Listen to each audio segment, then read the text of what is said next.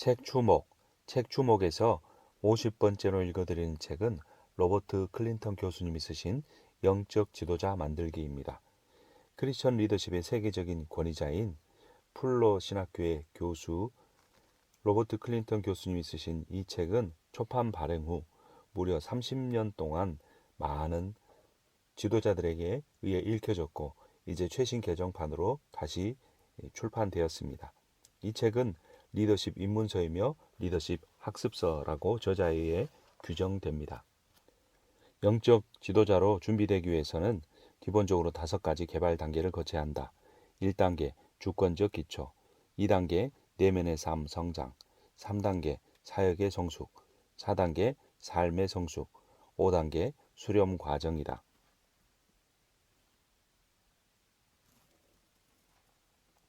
1단계 주권적 기초에서 하나님께서는 장차 지도자가 될 사람의 삶 속에 기초적인 항목들을 마련해 놓으신다. 개성 있는 성품, 좋든 나쁜 간의 그동안의 경험, 시기마다의 상황들이 하나님께 사용되었던 것이다. 아직 어떤 구조를 가진 건물이 세워져야 할 것인가 초점이 맞춰지지 않았지만 건물을 지을 터는 마련되었다는 것이다. 이때 성품의 성향들이 형성된다. 2단계에서 내면의 삶이 성장해 간다. 잠재적 리더는 대개 어떤 형태이건 약간의 학습을 받는다. 가끔 그것은 사역과 함께 연결되는 비형식적인 훈련이다.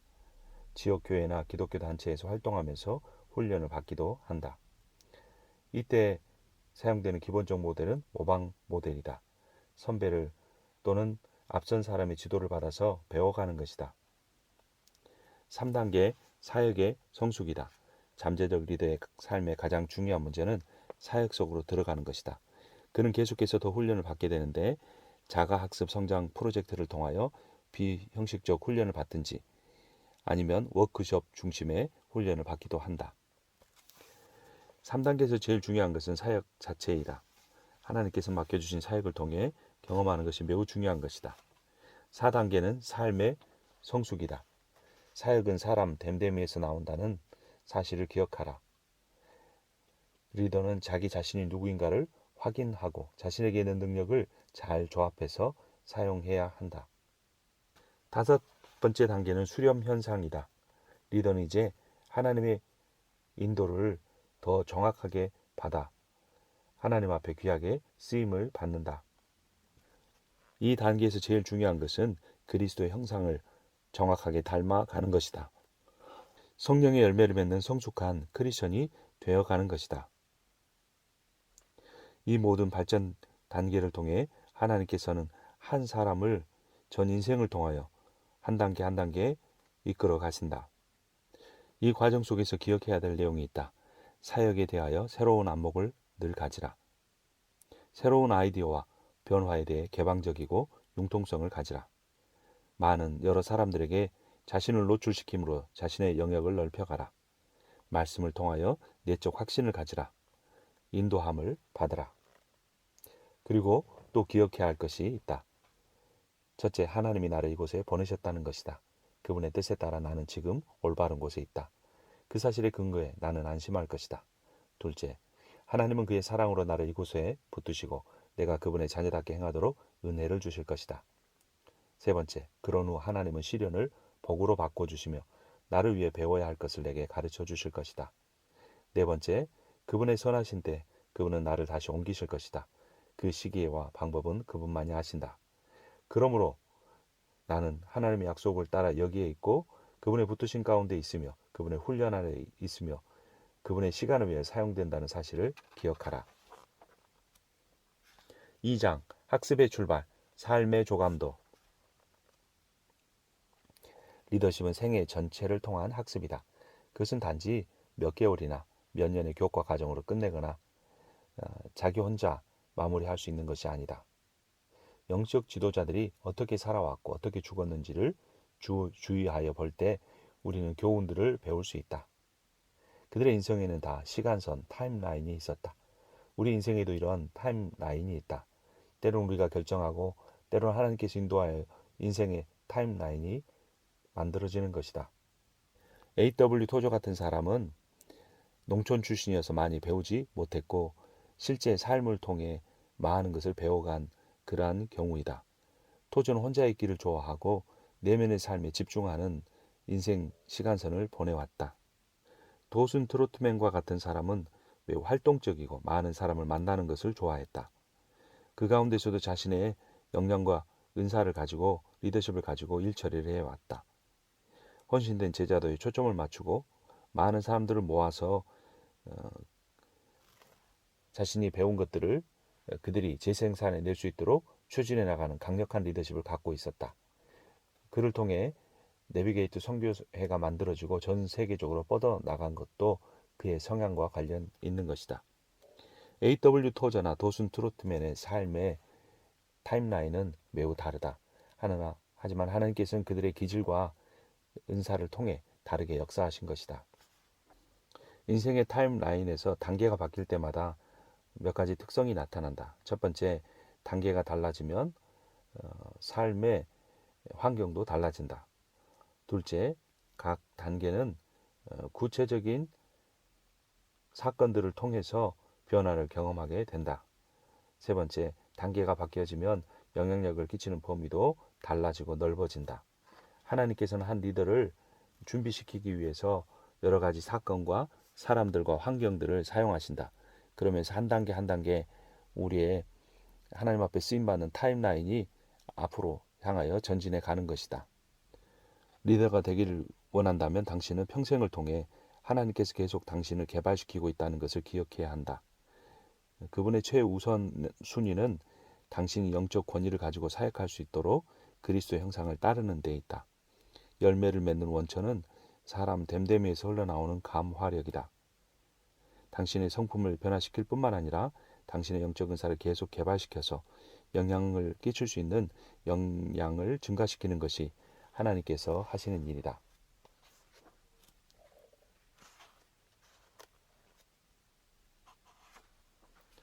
(3장) 지도자의 첫걸음, 내적인 삶의 성장 과정. 지도자에게 있어서 가장 큰 도전은 경건한 성품을 개발하는 것이다. 성품을 제쳐둔 사역은 단지 종교적 행사일 뿐이고 더 못된 것은 그것이 바로 종교적 비즈니스이기 때문이다. 심지어 세계적인 금융업자 JP 모건도 금융대출을 원하는 사람의 가장 중요한 담보가 무엇이냐고 물었을 때 성품이라고 대답했다. 어떤 사람이 무디에게 물었다. 성품이 무엇인가요? 무디는 잠깐 기다렸다가 이렇게 대답했다. 성품이란 사람이 어두운 곳에 혼자 있을 때 무엇을 하느냐입니다. 아마도 무디가 하려고 했던 말은 진실성, 인테그리티일 것입니다. 어떤 명예로도 성품을 대체할 수 없습니다. 크리스찬은 진실성의 인테그리티의 성품을 가지고 있어야 한다는 것입니다. 하나님께서는 우리의 진실성을 검증하시고 순종을 검증하시고 또 말씀을 따라 사는지 검증하십니다. 먼저 진실성이란 도덕 규범과 그 방법에 대한 집착, 신실성 및 정직성 등 가치관에 대한 타협하지 않는 순수한 순종의 삶을 의미합니다. 속임수나 인위적인 것들을 피하는 그러한 성품을 의미합니다. 이것은 은사와 인격, 즉 성품을 통해 드러나야 합니다. 진실성 검증이란 성품을 다듬기 위하여 하나님께서 그의 의도를 평가해 보려고 사용하는 시험을 말합니다. 바벨론으로 끌려간 다니엘은 목숨까지 내놓아야 할 진실성 검증을 겪어야 했습니다. 그때 다니엘서 1장 8절에서 21절은 이렇게 묘사합니다.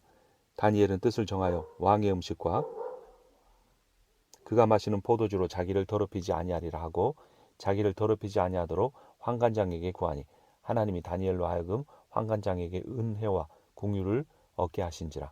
환관장이 다니엘에게 이르되 내가 내 주 왕을 두려워하노라. 그가 너희 먹을 것과 너희 마실 것을 지정하셨거늘 너희 얼굴이 초췌하여 같은 또래의 소년들만 못한 것을 그가 볼게 할 것이 무엇이냐. 그렇게 되면 너희 때문에 내 머리가 왕 앞에서 위태롭게 되리라 하니라. 환관장이 다니엘과 하나냐와 미사엘과 아사랴를 감독하게 한 자에게 다니엘이 말하되 청하오니 당신의 종들을 열흘 동안 시험하여 채식을 주어 먹게 하고 물을 주어 마시게 한 후 당신 앞에서 우리 얼굴과 왕의 음식을 먹는 소년들의 얼굴을 비교하여 보아서 당신이 보는 대로 종들에게 행하소서 하며 그가 그들의 말을 따라 열흘 동안 시험하더니 열흘 후에 그들의 얼굴이 더욱 아름답고 살이 더욱 윤택하여 왕의 음식을 먹는 다른 소년들보다 더 좋아 보인지라. 다니엘은 목숨을 위협하는 진실성의 시험에서 하나님 앞에 말씀대로 순종했고 하나님은 그렇게 순수하게 진정성 있게 순종하는 다니엘의 건강을 육식을 하는 다른 사람보다 훨씬 더 잘 되게 하셨습니다. 하나님께서는 다니엘의 내면에 자리 잡고 있는 인격을 귀하게 보셨습니다. 다니엘과 그 세 친구들은 하나님께 뿐만 아니라 바벨론의 관리들에게도 존경받게 되었고 정부의 고위직에 오르게 되었습니다. 그들은 정부의 고위직에 오르는 것보다 하나님 앞에 진실성 있는 신앙을 갖는 것을 원했기 때문에 하나님께서 그들을 사용하신 것입니다. 우리는 가치관이나 유혹이나 또는 사역 비전에 대해 시험을 받습니다. 그럴 때마다 나는 크리스천이기 때문에 내 안에 계신 성령을 따라서 진실성 있는 삶을 선택하고 살아가야 합니다. 4장 현장에 선 지도자 사역의 성숙 과정 1. 하나님께서 리더를 그의 역량을 개발시키는 방법에는 4단계가 있습니다. 첫 번째 진입입니다. 하나님께서는 리더를 사역 안으로 이끄십니다. 두 번째 훈련 트레이닝입니다. 하나님께서 리더의 기술과 영적 은사를 개발시켜 그의 영향력을 높여주십니다. 세 번째 단계는 관계 학습입니다. 그분은 리더에게 동기를 부여하고 영향력을 미치게 하실 뿐만 아니라 그 목표를 달성할 계획을 만드는 방법을 가르쳐 주십니다. 관계를 통하여 배우는 겁니다. 네 번째 단계는 분별, discernment입니다. 하나님께서는 리더가 그분을 기쁘게 하는 사역을 잘 해나갈 수 있는 영적 원리를 깨닫게 하십니다. 이 영적 원리를 깨닫는 것을 분별이라고 합니다. 이를 다시 정리해보면 첫 번째, 진입 단계에서 잠재적 리더에게 사역 안에 들어오게 하십니다. 두 번째, 훈련 단계에서 리더의 효과를 향상시키기 위해 기술과 영적 은사를 개발시켜 주십니다. 세 번째, 관계 학습의 단계에서 리더가 사람들을 동기부여하고 영향을 주도록 유대의 관계를 맺게 해주십니다. 네 번째, 분별 단계에서 리더가 주님을 기쁘시게 하도록 사역해 나가는 영적 원리를 알게 도와주십니다. 5장, 관계 속에서 성장하는 지도자, 사역의 성숙 과정 2. 밥과 앨리스는 신학교를 졸업한 후 첫 사역지를 향하여 떠났다. 그들은 하나님 나라의 일을 한다는 생각으로 흥분해 있었다. 부임하자마자 밥과 앨리스는 그 지역 교회를 세우려는 뜻을 가진 여러 사람들과 면담했다. 그들이 교회 개척을 위해 밥과 앨리스 부부를 목회자로 청빙했던 것이다. 밥 부부와 현지 교인들의 밀월 기간은 짧았다. 몇 주가 지난 후 첫 번째 갈등이 시작됐다. 그것은 예배 형식, 어린이 사역, 소그룹 조직과 리더의 선임, 그리고 목회자의 근무 시간 설정에 있어서 생각과 비전이 달랐다. 이 같은 압박에다 가족들로부터 멀리 떨어진 시골로 이사를 해야 하는 어려움, 자녀들의 전학, 서서히 밀어 닥치는 외로움, 친숙했던 모든 것으로부터 떨어져 나온 고립 등이 추가되었다. 이런 갈등들은 한꺼번에 생겼다기보다는 여러 달에 걸쳐 조금씩 표면화되었다는 편이 옳다. 특히 교회 안에서 목회자 사모가 어떤 역할을 해야 하느냐로 고통과 갈등을 겪었던 첫 해의 연말 때쯤에는 이미 짐을 쌀 준비를 하고 있었다. 정말 하나님께서 그들을 이 교회에 보냈단 말인가? 그렇다면 그리스도의 몸 안에 왜 이렇게 갈등이 많단 말인가? 그럼에도 불구하고 밥과 앨리스는 계속 버티었다. 그리고 그들은 하나님께서 사역의 성숙 단계를 통해 어떻게 지도자를 키우시는가에 대하여 지금까지 배우고 있다. 그들의 이야기는 고립된 것이 아니다. 사역하다 지쳐버린 목회자나 그 밖의 사역자들이 점점 늘어나고 있다. 장기간 동안 계속 사역하고 있는 사람이 오히려 이상하게 보일 지경이다. 사역에는 그가 평신도 지도자든 전임 사역자든 그들을 실망시키는 문제들이 여기저기 도사리고 있으며 실망은 여러 가지 원인에서 온다.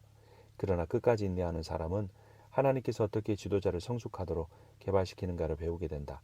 문제는 성숙을 위해 하나님께서 어떤 발판을 사용하시느냐이다. 바울과 함께 떠나 첫 번째 선교 여행에서 바나바의 경우가 권위 통찰과 관계 통찰을 배운 사람의 신뢰가 된다. 바울이 예수님을 영접하고 예루살렘으로 첫 여행을 떠났을 때부터 바나바는 바울의 멘토였다. 그가 바울을 예루살렘 교회의 지도자들에게 데리고 왔고 안디옥 교회에 소개시키기도 했다. 바나바는 구브로에서 사역하는 동안 바울이 영적 권위를 행사하는 사실상의 영적 지도자인 것을 알았다. 바울은 바나바와 멘토링의 관계를 떠나서 발전이 필요한 전환점에 와 있다는 것을 알았다. 그래서 사도행전 13장 13절부터는 세 경우만 제외하고는 성경의 기록에 항상 바울이 먼저 나오고 바나바가 뒤에 나온다. 그 전에는 항상 바나바와 바울의 순서였다. 그러나 이때부터는 바울이 인도하기 시작한다. 바나바처럼 성공적으로 지도자 위치를 바꾸려면 은혜와 성숙함이 있어야 한다.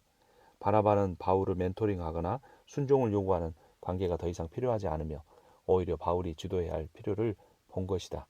자기 자리를 기꺼이 양보하고 따르는 자가 된다는 것은 큰 사람만이 할 수 있다. 바나바는 영적 권위를 인정했고 자신보다 더 역량 있는 지도자를 보았기에 그에게 하나님의 부르심에 응하도록 용기를 주었던 것이다. 바나바는 권위 문제에 있어서 교량 역할을 했으며 바울과의 관계를 이제 다른 차원에서 설정하고 자신의 위치를 조절했다. 이렇게 함으로써 그는 선교에 큰 영향을 준 사람으로 교회사에 길이 남았다. 관계 통찰에 대한 부정적인 신뢰는 마가 때문에 일어난 바울과 바나바의 갈등에서 나타난다. 마가는 첫 번째 선교 여행 중 리더십이 바나바로부터 바울에게 넘어갈 때 선교팀에서 떠나고 말았다. 후에 바울이 바나바에게 새신자 양육을 위해 터키 지역으로 선교를 떠나자고 했을 때 바나바는 마가를 데리고 가기를 원했다. 바울은 이때 마가의 일에 대하여 동의할 수 없었다. 아직 멘토링 관계 속에서 인내와 용서의 중요성에 대하여 배우지 못했기 때문이다. 결국 그 두 사람은 갈라지게 된다. 후에 바울은 바나바의 마가에 대한 인내가 커다란 보상으로 돌아온 것을 알았다. 바울의 태도 변화는 골로새 교인들에게 마가를 환영하라는 골로새서 4장 10절에 격려하는 말에 나타난다. 권위 문제는 지도자가 어떻게 사람들과 함께하느냐와 관련이 있다. 지도자, 동료들, 그리고 그의 추종자인 성도들과의 관계가 있는 것이다. 영향력은 사람들과의 관계에 달려있기 때문에 이번 단계에서 배우는 많은 내용이 관계에 초점을 맞추고 있다. 보통 부정적인 경험을 통하여 더 많은 진리를 깨닫게 된다. 관계를 형성하고 하나님께서 그를 통해 자기의 목적을 이루는 것을 본다는 것은 하나의 예술이고 기술이다. 관계 통찰의 과정은 관계에서 리더십의 역량을 확대하는 것에 초점을 둔다. 이 과정을 통한 리더의 개발은 단지 권위 문제를 푸는 교량 역할을 하는 것 이상의 큰 뜻이 있다. 관계 통찰 과정이란 지도자가 사역을 하면서 크리스천이나 불신자와의 관계에서 긍정적인 또는 부정적인 면을 찾아내고 거기서 무엇인가를 배우는 것을 의미한다. 관계 통찰을 통하여 배우는 교훈들은 리더십 행사에서 매우 중요하다. 6장 일생 동안 지속되는 훈련, 인도 및 기타 과정.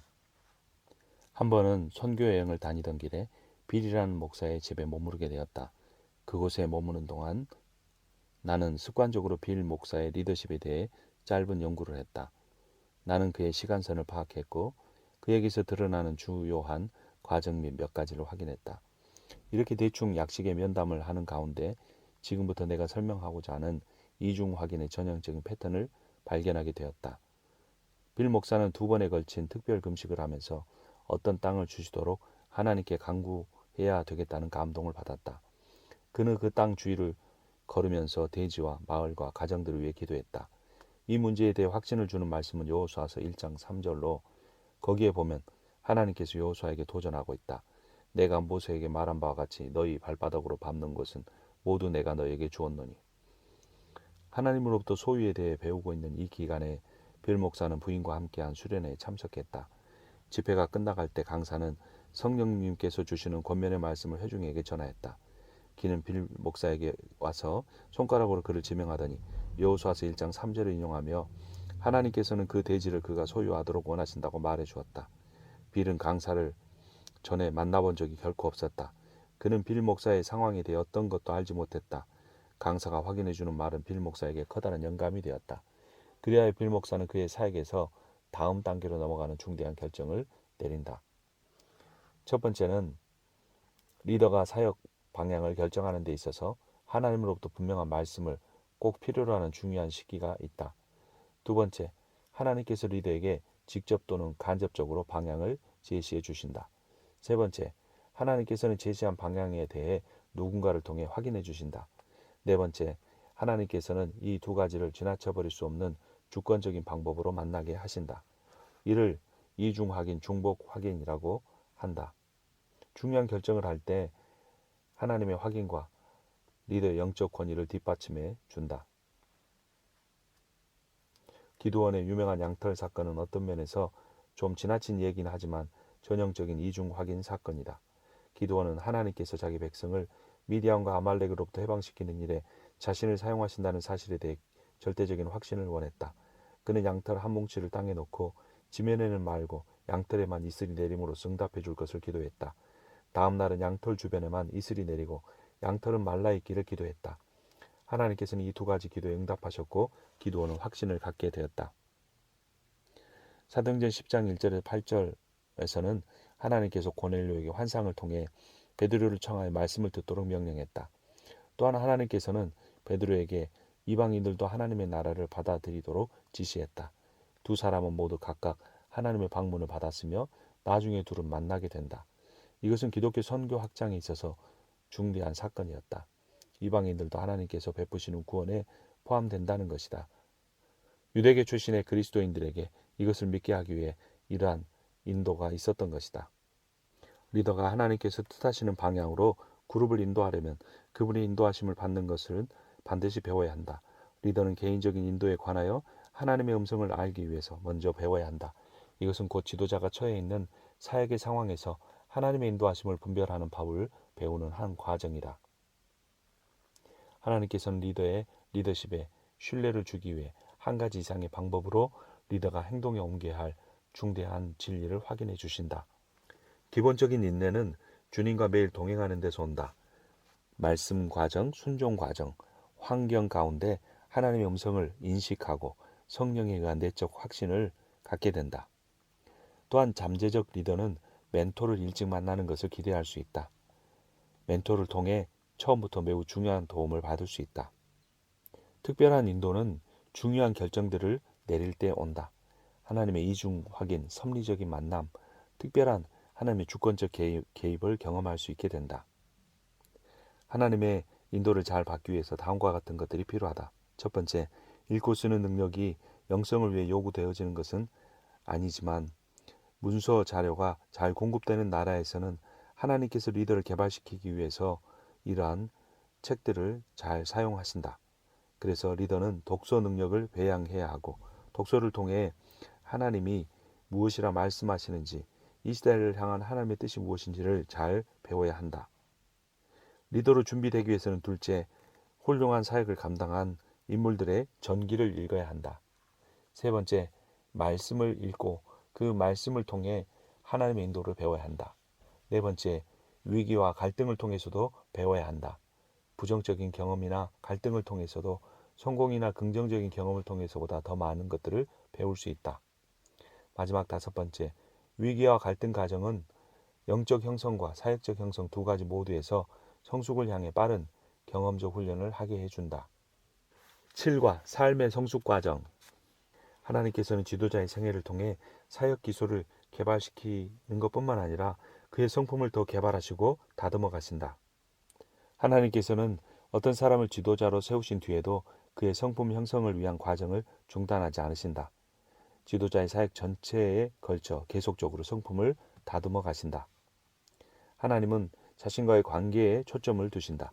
순수한 사랑, 긍휼, 동정심, 분별력 등을 가르치시고 그 지도자를 사용하신다.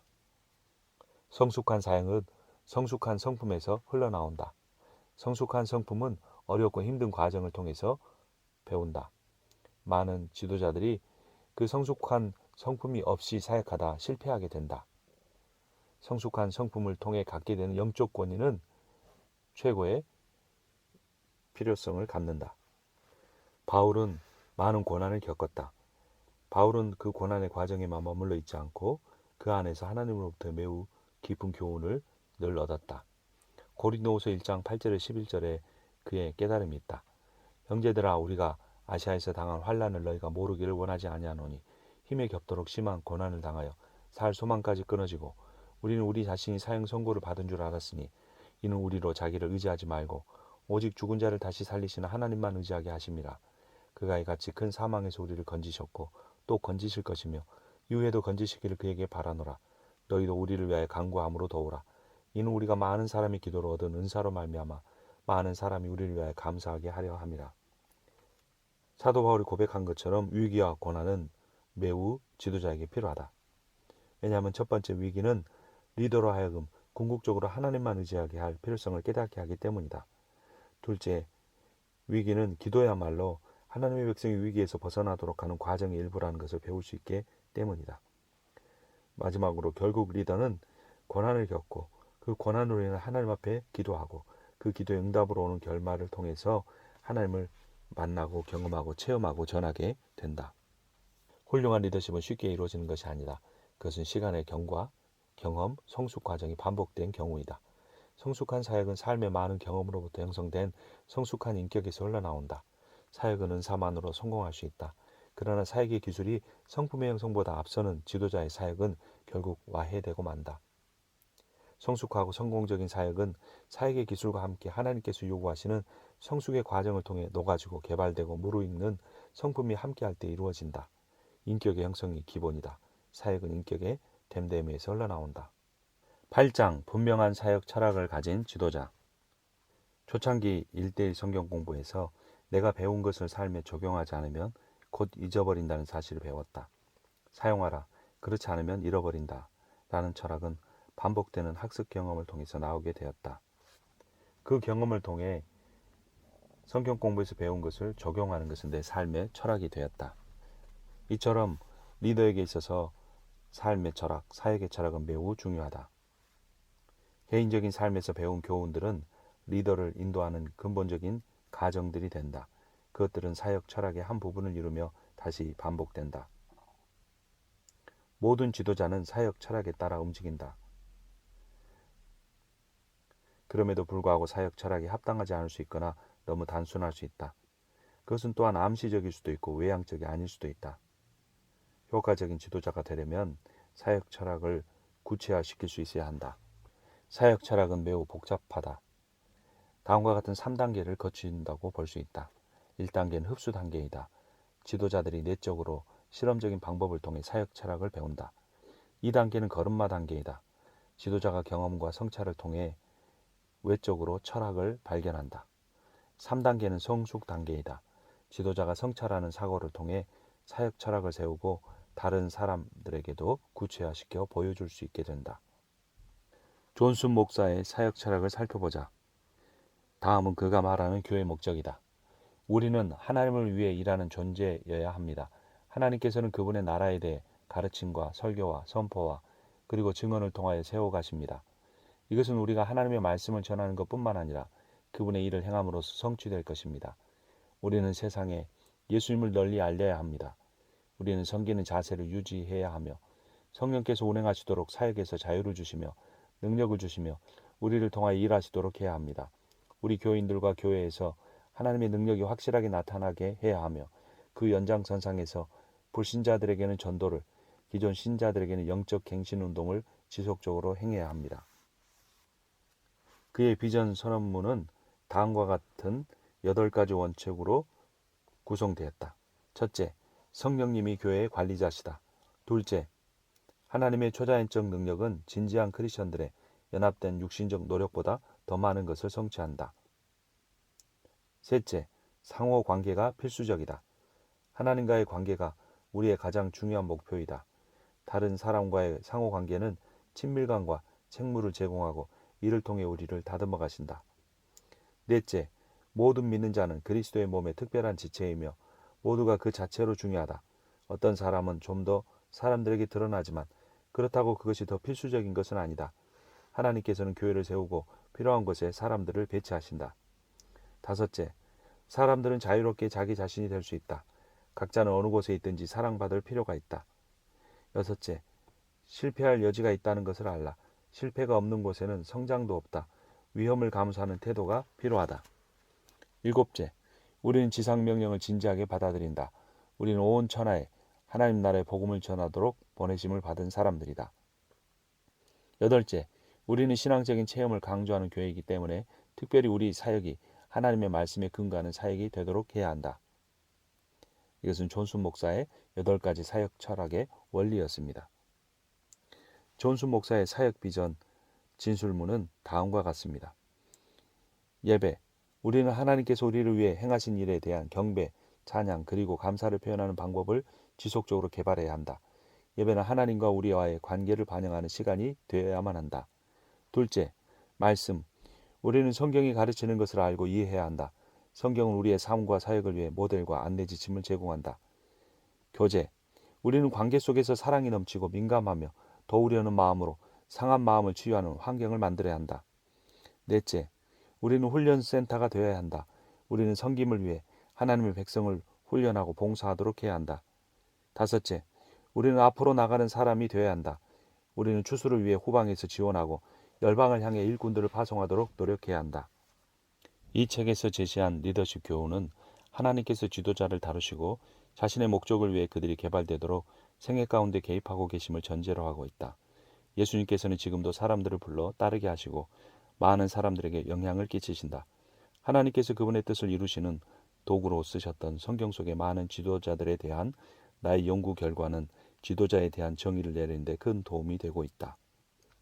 지도자란 하나님께서 주신 역량으로 영향력을 행사하기 위해 하나님께서 부여하신 책임을 가지고 특정한 그룹의 하나님의 백성들에게 하나님의 목적을 향해 영향을 끼치는 사람이다. 하나님께서 주신 역량은 은사, 기프트를 의미하는 것으로 영적 은사와 타고난 재능과 습득한 기술을 말한다.